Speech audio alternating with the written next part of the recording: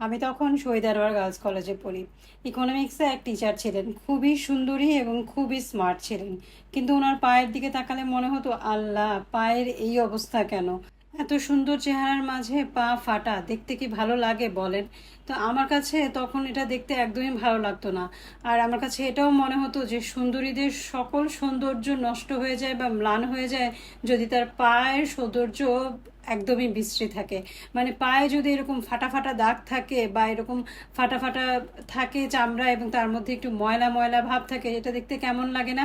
তো এখন এত বছর পর এসে যখন আমার নিজের সঙ্গে এটা ঘটলো, আর সেই সময় আমার ম্যাডামের কথাটা মনে পড়ে গেল।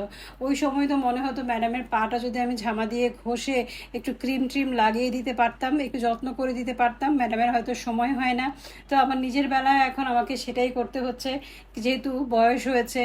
আগে তো পটের বিবি সেজে বসে থাকতাম, কিন্তু সংসার জীবনে তো এখন আর পটের বিবি সেজে বসে থাকা যায় না। তাই আগে পা না ফাটলেও এখন শীত কি আর গরম কি, এখন সবসময় পা ফাটে।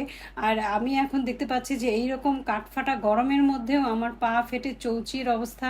কারণ পায়ের চামড়া একদম ভারী হয়ে অনেক মোটা হয়ে অনেক ড্রাই হয়ে গিয়েছে, যার কারণে নর্মাল যত্নে আর পা ফাটাটাকে আমি ছাড়াতে পারছি না। মানে আগে যেরকম একটু ভ্যাসলিন বা একটু লোশন দিয়ে রাখলে পা ঠিক হয়ে যেত, এখন আর সেরকম ভ্যাসলিন বা লোশনে কোনো কাজ হচ্ছে না। এখন এক্সট্রা করে পায়ের জন্য যে আলাদা করে ক্রিমগুলো পাওয়া যায়, তাই ইউকে থেকে আমি সেই ক্রিম একটা আনিয়েছি।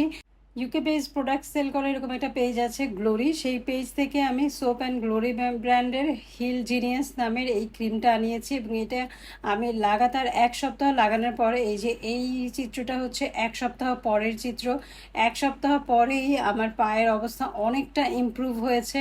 আমি জাস্ট গোসলের পর হালকা করে লাগিয়ে রাখতাম, যদিও এটা রাতের বেলা লাগানোর ইনস্ট্রাকশন দেয়া আছে এবং একটু মোজা পরে ঘুমানোর কথা বলা আছে, কিন্তু এই গরমের মধ্যে তো এটা করা সম্ভব না। তা আমি জাস্ট কী করতাম, গোসল করার পর যখন পাটা একটু নরম থাকে সেই অবস্থায় এটা অল্প করে পায়ের গোড়ালিতে ভালো মতো লাগিয়ে রাখতাম, এবং তাতেই অনেকখানি ইমপ্রুভ হয়েছে আমার পা, আলহামদুলিল্লাহ।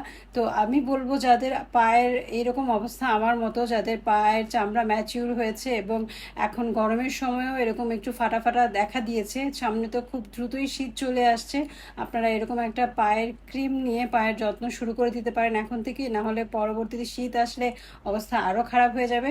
তো পায়ের যত্ন নিয়ে শেষ করে চলে আসলাম রান্নাঘরে। উদ্দেশ্য হচ্ছে বিরিয়ানি রান্না করব। বিরিয়ানি আমার বাচ্চারা থেকে শুরু করে আমার হাজব্যান্ড সবাই পছন্দ করে। তো আমি আজকে চিকেন বিরিয়ানি রান্না করব, এই জন্য প্রথমে একটু পেঁয়াজ বেরেস্তা করে নিয়েছি, তারপরে বাকি সব মশলা দিয়ে, মানে আদা বাটা, রসুন বাটা, মরিচের গুঁড়ো, হলুদ দিব না আমি, ধনিয়া আর জিরার গুঁড়ো দিয়ে, এবং গরম মশলা, এটা হচ্ছে স্পেশাল গরম মশলা, মা বানিয়ে দিয়ে গিয়েছিল। সব ধরনের গরম কাজেই এই গরম মশলাটা ব্যবহার করা যায়। তো সেই গরম মশলাটা দিয়ে আমি আজকে এই বিরিয়ানিটা রান্না করছি। সেই সঙ্গে একটু আমি ফ্রেশ টমেটো দিয়ে দিয়েছিলাম। মশলা কষিয়ে নেওয়ার পর ভাজা চিকেনগুলো দিয়ে দিয়েছি। আমি চিকেনগুলো একদম কারি কাট করে নিয়েছি, ছোটো ছোটো পিস করে নিয়েছি। বিরিয়ানিতে এরকম ছোটো ছোটো পিস করে নিলেই কিন্তু খেতে ভালো লাগে। তারপর আমি একটু বাদাম আর টক দই একসাথে ব্লেন্ড করে নিয়েছি, সেটা দিয়ে দিয়েছিলাম। তারপর আমি এর মধ্যে আলু ভেজে আলুটাও দিয়ে দিয়েছি। বিরিয়ানিতে আলু না হলে তো হয়ই না, তাই না?